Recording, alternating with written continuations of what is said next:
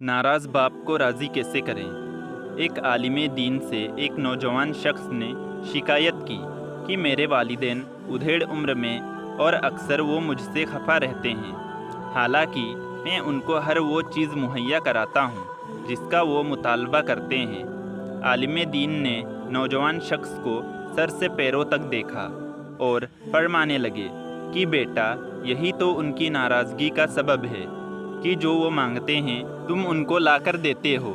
नौजवान कहने लगा कि मैं आपकी बात समझ नहीं पाया, थोड़ी सी वजाहत कर दें। आलिम दीन फरमाने लगे कि बेटा, क्या कभी तुमने गौर किया है कि जब तुम दुनिया में नहीं आए थे तो तुम्हारे आने से पहले ही तुम्हारे वालिदैन ने तुम्हारे लिए हर चीज़ तैयार कर रखी थी।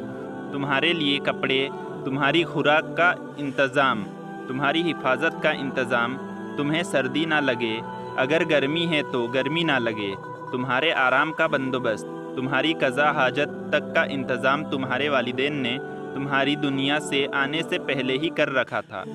फिर आगे चलो, क्या तुम्हारे वालिदैन ने कभी तुमसे पूछा था कि बेटा तुमको स्कूल में दाखिल करवाएं या ना करवाएं? इसी तरह कॉलेज या यूनिवर्सिटी में दाखिले के लिए कभी तुमसे पूछा था?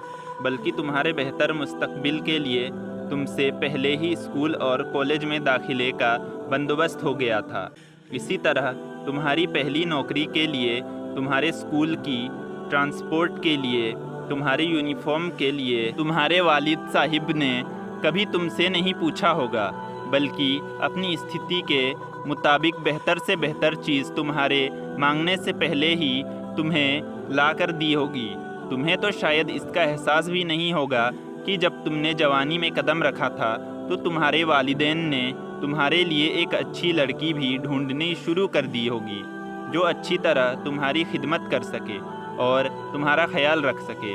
लड़की तलाश करते हुए भी उनकी अव्वल तरजीह तुम्हारी खिदमत ही होगी, बल्कि उनके तो जहन में कभी यह ख्याल भी नहीं आया होगा कि हम ऐसी दुल्हन बेटे के लिए लाएं जो हमारी खिदमत भी करे और हमारे बेटे की भी। तुम्हारे लिए कपड़े, तुम्हारी पहली साइकिल, तुम्हारा पहला मोटरसाइकिल, तुम्हारा पहला स्कूल, तुम्हारे खिलौने, तुम्हारी बोलचाल, तुम्हारी तरबियत, तुम्हारा रहन सहन, चाल चलन, रंग ढंग, गुफ्तगू का अंदाज़, यहाँ तक कि तुम्हारे मुंह से निकलने वाला पहला लफ्ज़ तक तुमको तुम्हारे माँ बाप ने मुफ्त में सिखाया है और तुम्हारे मुतालबा के बगैर सिखाया है। और आज तुम कहते हो कि जो कुछ वह मुझसे मांगते हैं मैं उनको लाकर देता हूँ, इसके बावजूद वह खफा रहते हैं। जाओ, वालिदैन को बिन मांगे देना शुरू करो। उनकी ज़रूरियात का ख्याल अपने बच्चों की ज़रूरियात की तरह शुरू कर दो।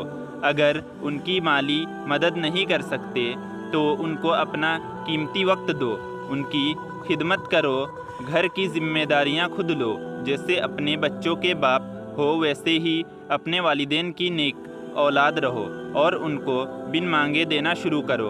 अपने आप को इस काबिल बना लो कि उनको तुमसे मांगने की या मुतालबा करने की ज़रूरत ना रहे, या उनको कभी तुम्हारी कमी महसूस ही ना हो।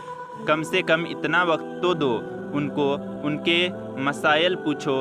अगर उनकी माली मदद नहीं कर सकते तो उनकी खिदमत करो। क्या कभी माँ या बाप के पाँव की फटी हुई एड़ियाँ देखी है तुमने? क्या कभी उन फटी हुई एड़ियों में कोई क्रीम या तेल लगाया है जैसे वह तुम्हारे बचपन में तुम्हें लगाते थे? क्या कभी माँ या बाप के सर में तेल लगाया हो? क्योंकि जब तुम बच्चे थे तो वह बाकायदा तुम्हारे सर में तेल लगाकर कंघी भी करते थे। तुम्हारी माँ तुम्हारे बाल संवारती थी। कभी माँ के बाल तो संवार के देखो। क्या कभी बाप के पाँव दबाए हैं हालांकि तुम्हारे बाप ने तुम्हारी बहुत दफ़ा दबाया होगा? क्या कभी माँ या बाप के लिए हाथ में पानी या तौलिया लेकर खड़े हुए हो जैसे वह तुम्हारा मुंह बचपन में नीम गर्म पानी से धोया करते थे?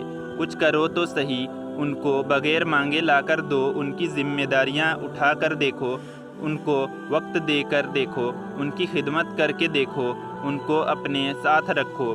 हमेशा उनको अपने आप पर बोझ मत समझो, नेमत समझ कर देखो, जिस तरह उन्होंने तुमको बोझ नहीं समझा। बगैर किसी मुआवजे के तुम्हारी दिन रात परवरिश करके معاشرے کا ایک کامیاب انسان بنایا۔ کم سے کم ان کی وہی خدمات کا صلہ سمجھتے ہوئے ان سے حسن سلوک کا رویہ اختیار کرو، پھر دیکھنا وہ بھی خوش اور اللہ بھی خوش۔ عالم دین کی یہ باتیں سن کر نوجوان اشکبار ہو گیا اور باقی کے حاضری کی آنکھیں بھی نم ہو گئی۔ واقعی یہ حقیقت ہے کہ ایسی نصیحت مول باتیں کسی دنیاوی تعلیم ادارے میں نہیں ملتی، صرف اور صرف دیندار استاد ہی ایسی تربیت کر سکتے ہیں۔ اللہ ایسے علماء کا سایہ ہمیشہ قائم رکھے اور ہر انسان کو یہ توفیق دے اور خوش نصیبی عطا کرے کہ وہ اپنے والدین کی ڈیمانڈ سے پہلے ہی ان کی ضرورت کو جانتے ہوئے پائے تک میل تک پہنچائے۔